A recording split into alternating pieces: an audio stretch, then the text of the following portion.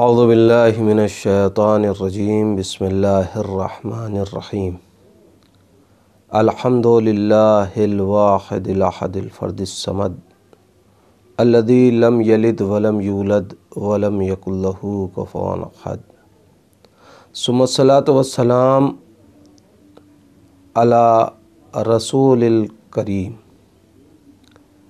وعلی آلہ الطیبین الطاہرین ولعنۃ اللہ علی اعدائہم اجمعین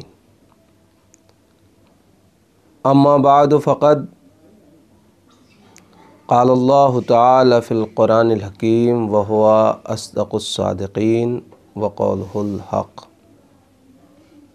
بسم اللہ الرحمن الرحیم ومن یقنط من رحمت ربہ الا الضالون۔ ناظرین کرام، چونکہ یہ عشرہ رحمت ہے،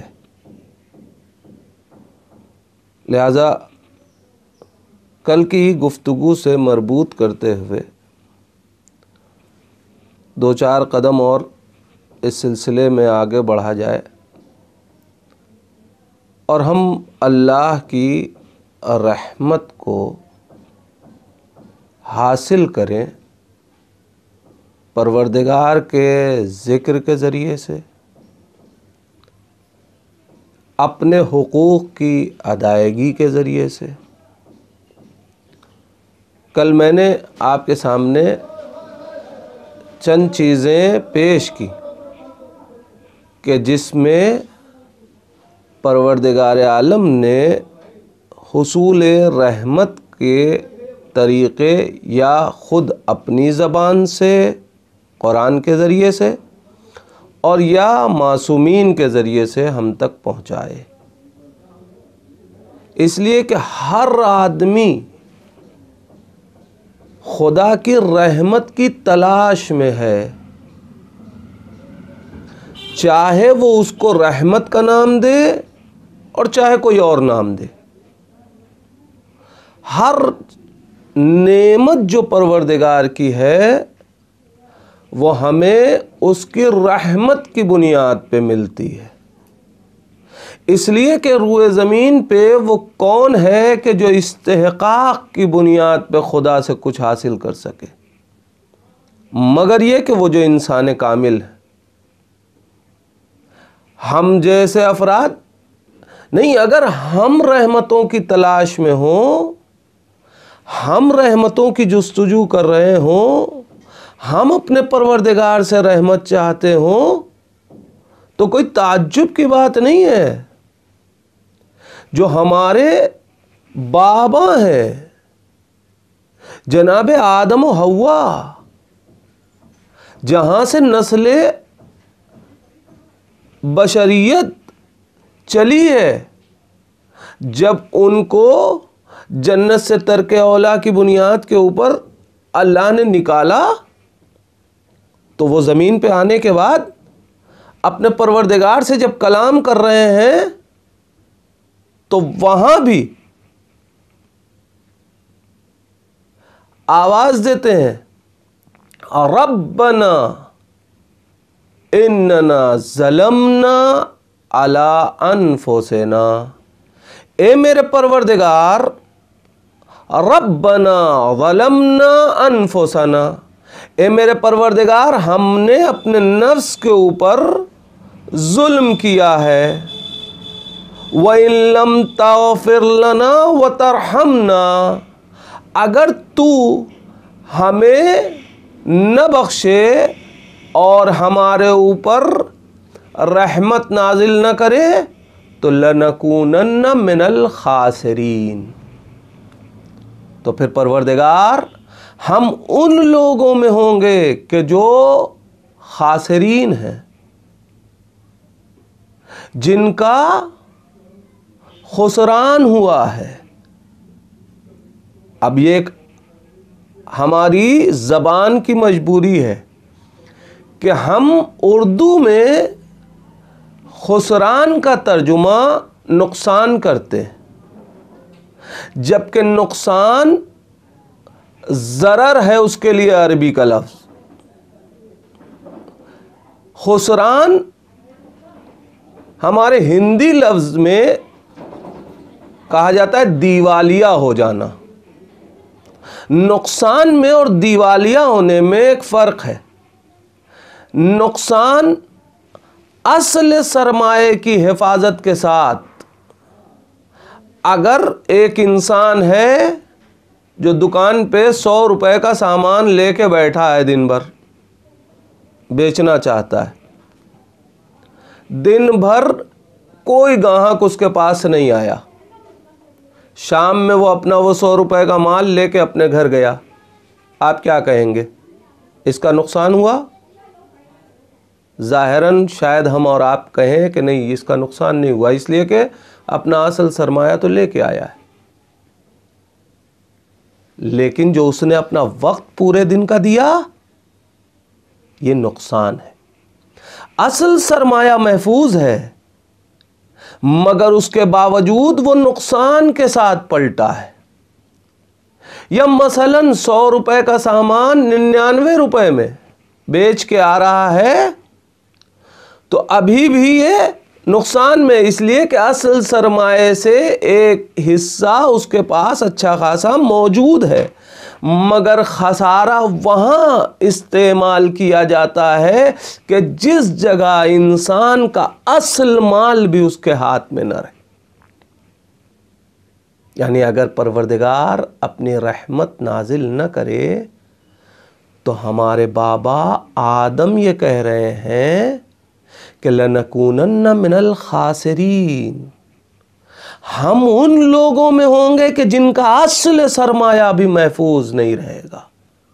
تو جب جناب آدم جیسا ابو البشر یہ کہہ رہا ہو کہ خدا کی رحمت کے بغیر اصل سرمایہ بھی محفوظ نہیں رہ سکتا، تو ہم جیسے افراد کی گنتی کیا ہے؟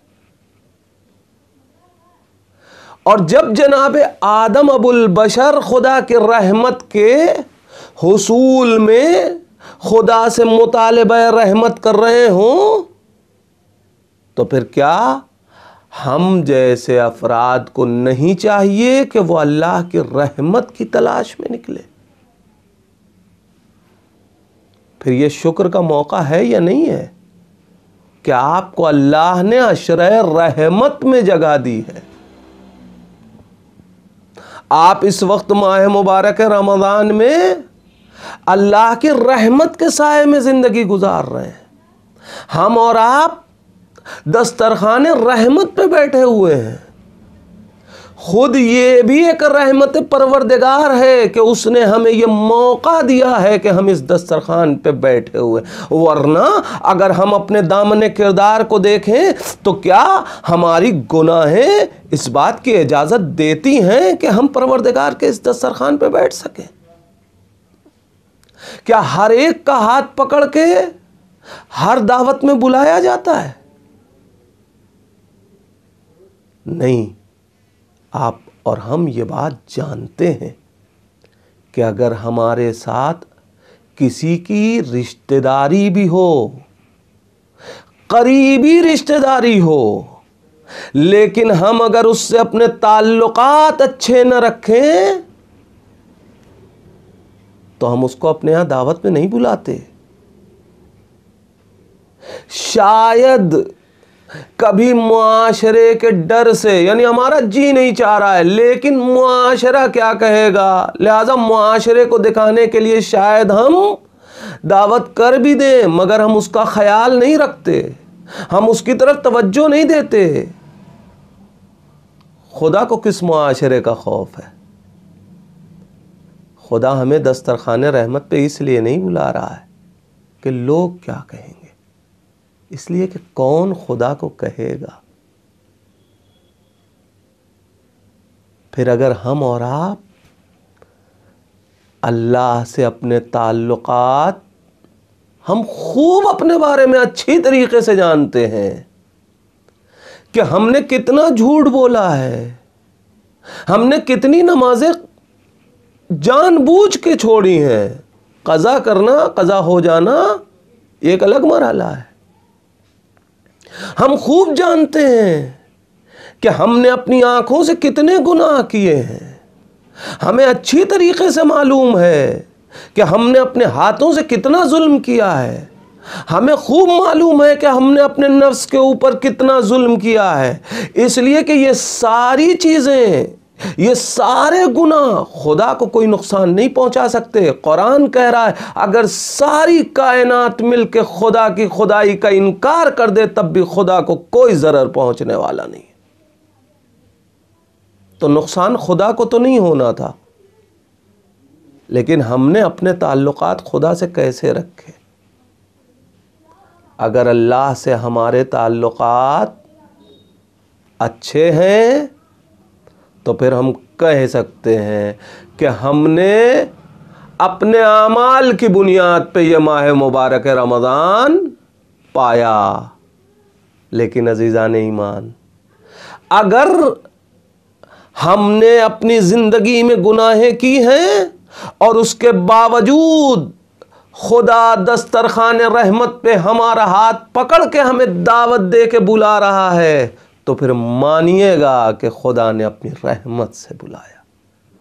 اے میرے پروردگار، اب اگر دسترخوان رحمت پہ ہمیں بیٹھایا ہے میرے اللہ، تو اس رحمت سے ہمیں غافل نہ رکھنا، اس رحمت سے ہمیں مایوس نہ رکھنا، اس دسترخوان رحمت پہ ہمیں اپنی رحمتوں سے مالا مال ہونے کی توفیق عطا فرما۔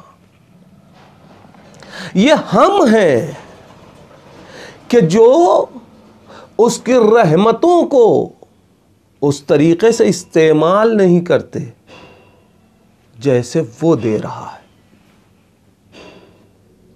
ایک واقعہ پیغمبر کی حیات کا، ظاہراً دیکھنے میں بڑی اچھی دعا ہے۔ ایک شخص ہے، دعا کر رہا ہے، پروردگار ہم کو محشر میں رسول کے ساتھ محشور کرنا،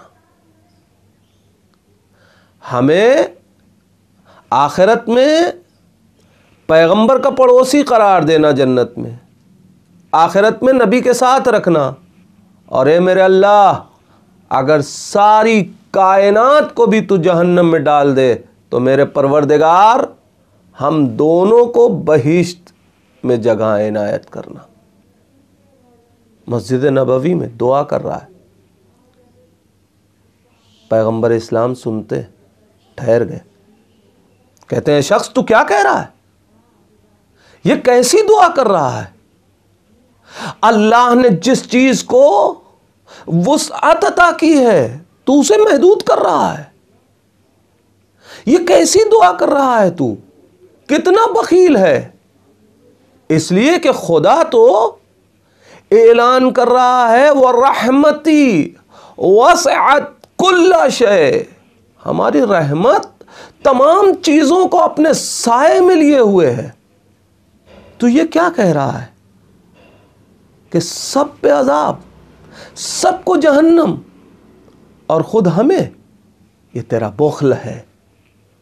تو خدا کے سلسلے میں غلط الفاظ استعمال کر رہا ہے، تو نے اس کی رحمتوں کو محسوس نہیں کیا۔ پیغمبر اسلام اس کو متوجہ کر رہے ہیں۔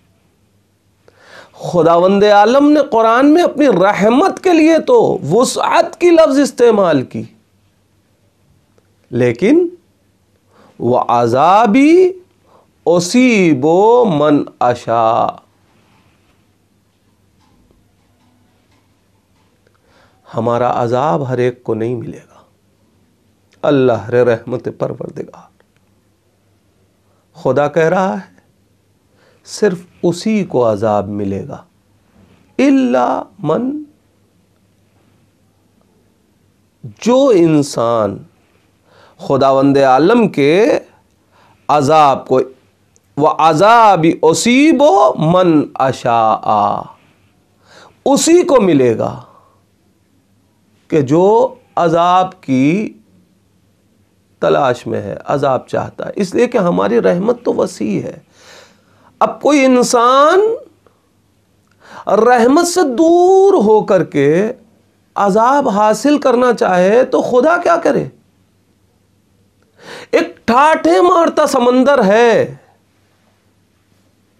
سب دیکھ رہے ہیں اس سمندر کو، ایک شخص اس سمندر تک نہیں جائے تو کیا اس کا پیر بھیگے گا؟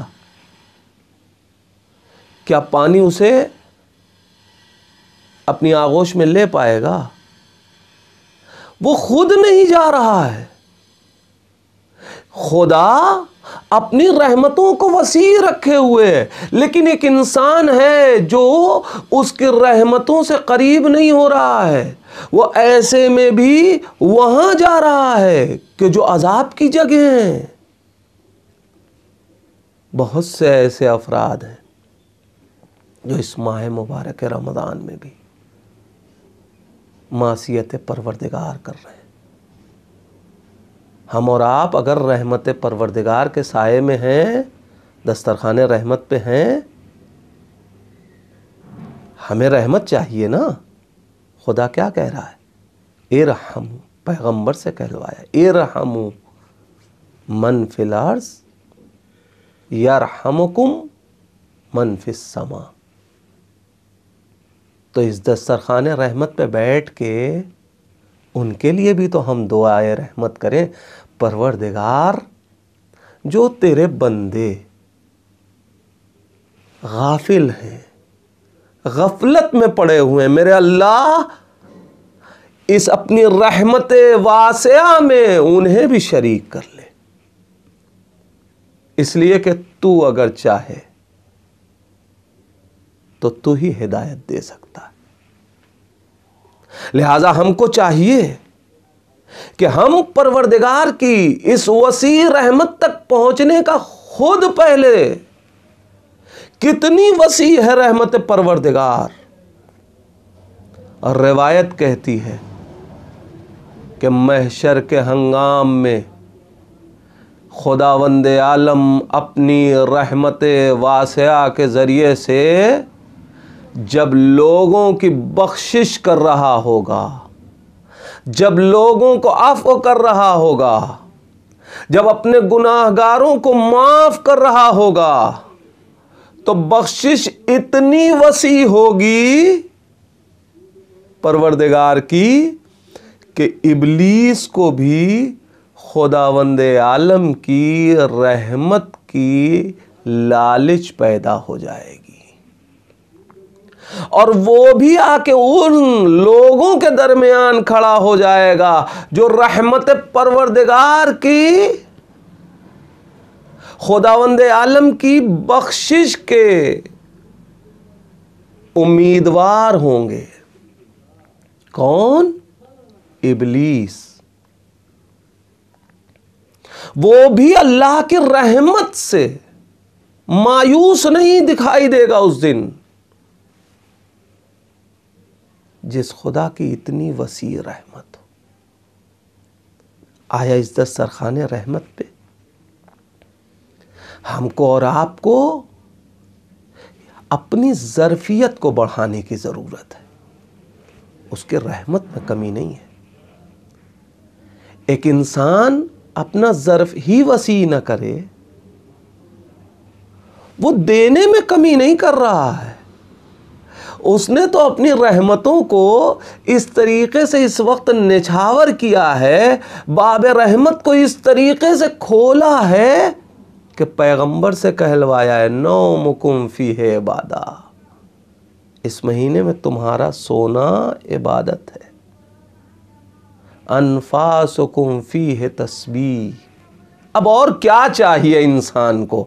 اگر انسان تسبیح ہاتھ میں لے کے اللہ اکبر کہے گا عام دنوں میں، تو جب اپنی زبان کو تسبیح پروردگار کے لیے جنبش دے گا تب ثواب پائے گا تسبیح کا، اور یہ زبان کی جنبش بھی اس وقت تک نہیں ہو سکتی کہ جب تک وہ چاہے نہیں کہ ہم تسبیح کریں، ہم اللہ اکبر کہیں، مگر اللہ رحمت پروردگار کے اس مہینے میں خدا کہہ رہا ہے انفاسکم فیہ تسبیح، کون ہے جو انسان یہ چاہے گا کہ ہم سانس نہ لیں؟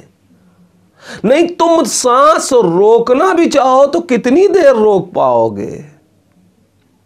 اب تم ہمارے دسترخوان رحمت پہ ہو، تم سانسیں لوگے، ہم اسے تسبیح بنائیں گے۔ 1 منٹ میں آدمی جتنی سانسیں لے رہا ہے، 1 دن میں انسان جتنی سانسیں لے رہا ہے، ہر سانس کو خدا تسبیح بنا رہا۔ اللہم اغفر لی الذنوب التي تحبس الدعاء۔ اے میرے پروردگار، اس مہینے میں ہماری ان گناہوں کو معاف کر دے کہ جو ہماری دعاؤں کو باب استجابت تک پہنچنے سے روکتی ہیں، اس لیے کہ یہ مہینہ ہم کبھی سحر کے وقت، کبھی دسترخوان رحمت پہ بیٹھ کے دوسرے مراحل میں دعائیں پڑھتے ہیں، ان دعاؤں میں بھی ہم تیری رحمت کا مطالبہ کرتے ہیں۔ لہٰذا اس مہینے میں اور عام دنوں میں کوئی فرق تو ہو۔ عام دنوں میں تمہاری گناہیں تمہارے دعاؤں کی استجابت میں رکاوٹ کا سبب بنیں گی، مگر میری رحمت اس وقت جوش میں ہے۔ اے میرے پیغمبر، میرے گناہگار بندوں سے کہہ دے، دعاؤکم فیہ مستجاب۔ ہر مہینے میں شرط دعا چاہیے۔ اس مہینے میں تم دعا کرو، ہم تمہاری دعا کو مستجاب کریں گے۔ اللہ رحمت پروردگار۔ امام سید سجاد علیہ السلام اسی وسعت رحمت کی گفتگو کرتے ہوئے امام آواز دیتے ہیں، ہمیں اس پہ تعجب نہیں ہے، لیس العجب، اس چیز میں کوئی تعجب نہیں ہے کہ ممن نجا کیف نجا، کہ جو نجات پایا وہ کس طریقے سے نجات پایا۔ وَأَمَّا الْعَجَبُ، لیکن عجب کس چیز میں ہے، تعجب کس چیز میں ہے سید سجاد کو؟ ممن ہلک کیف ہلک، جو ہلاک ہوا وہ کیسے ہلاک ہوا؟ کیوں؟ اس لیے کہ مع سعت رحمت اللہ، جب اللہ کی رحمت اتنی وسیع تھی تو وہ انسان کتنا نادار تھا، وہ انسان کیسا تھا کہ جو اس رحمت واسعہ میں بھی اپنے کو رحمت پروردگار کا حقدار نہیں بنا سکا۔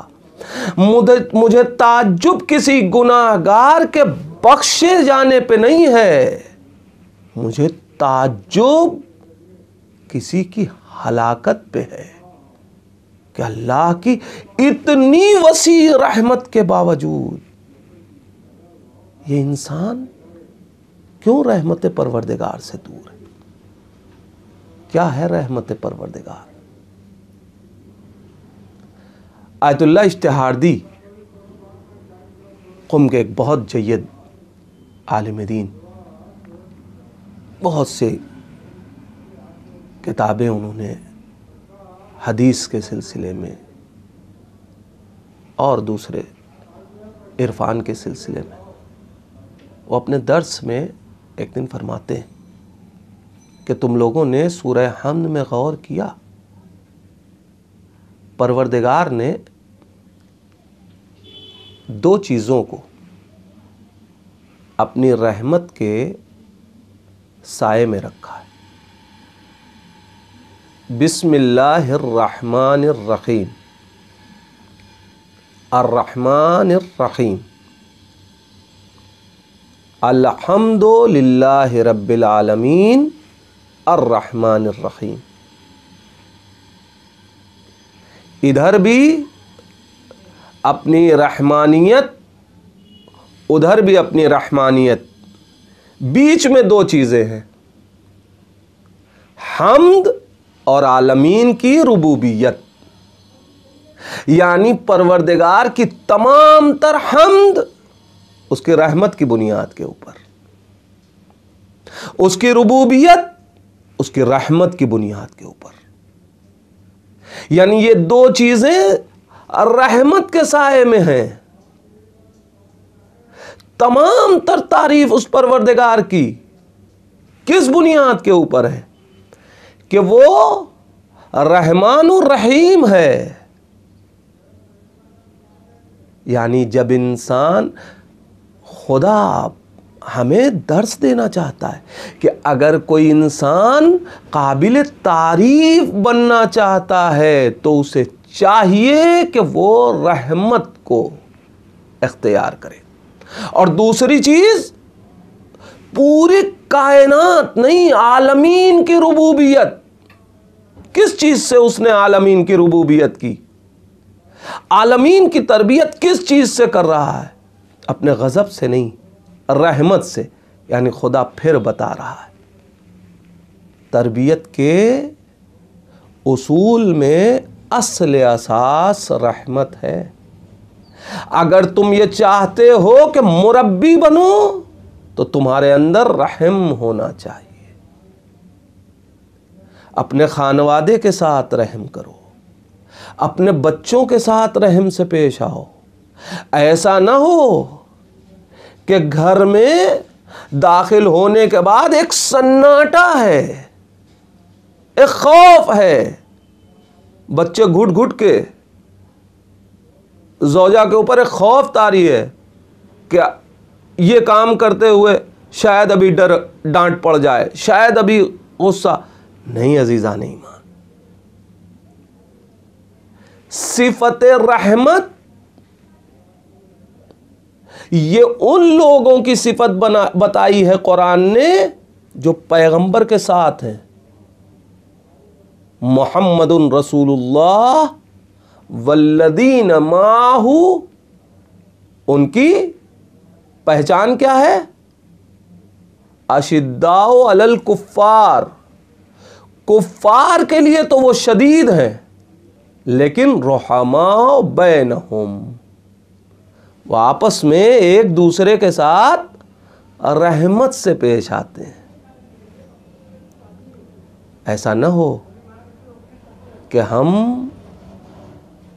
اس لاک ڈاؤن کے دور میں، ٹھیک ہے سختی ہے، تنگی ہے، پریشانیاں ہیں، ظاہر ہے کہ حصول کے اسباب اس وقت نہیں ہیں، مگر خرچ تو رکتا نہیں۔ تو ایسے میں ہم دوسرے کا غصہ